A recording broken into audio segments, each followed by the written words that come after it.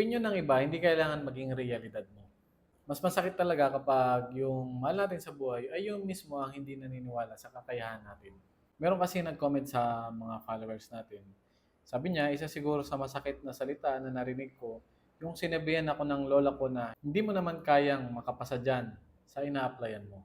Alam mo, Lawrence, yung na-experience mo, hindi ka nag-iisa.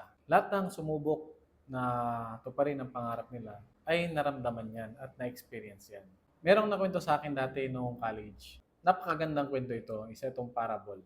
Sabi dito sa kwento na to, isang araw may isang lalaki na naglalakbay sa disyerto kasama ang kanyang kamelyo. Simula ng kanyang paglalakbay, nakasakay siya sa kamelyo kasama ang kanyang mga gamit. Habang naglalakad, may ilang taong nakakita sa kanila at nagsabing, "Grabe naman ang lalaking yan, pati sarili at gamit niya. Ipinasan pa sa kawawang kamelyo." Dahil doon, bumaba ang lalaki at naglakad, habang naiwan ang mga gamit na nakasakay sa kamelyo.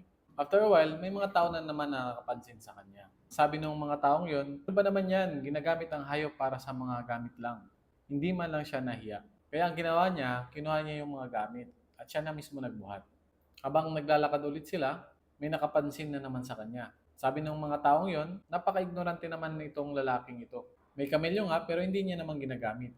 Siya na ang may dala ng gamit, siya pa ang nagpapakahirap. Ano ba yung lesson na makukuha natin sa kwentong to? Number one, lahat ng tao laging may masasabi sa ginagawa natin. Sundin mo lang yung gusto mo, base sa paniniwala mo o sa tingin mo yung tama.